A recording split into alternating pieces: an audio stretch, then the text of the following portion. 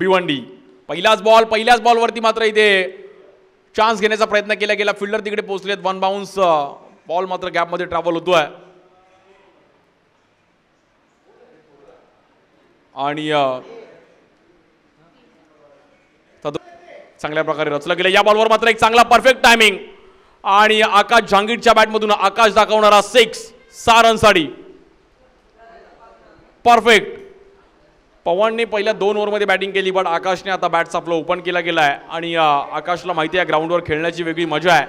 काय टायमिंग केलंय, stand and deliver perfect, जागेवरून टायमिंग केलं. महिला मंडळाच्या आमच्या सविता धुरी आणि पाटकराई, आज आपण आलात त्याबद्दल आपलं पण आभार. याच दरम्यान एक मोठा 6 पण येताना पाहिला, खूप इम्पॉर्टंट आहेत.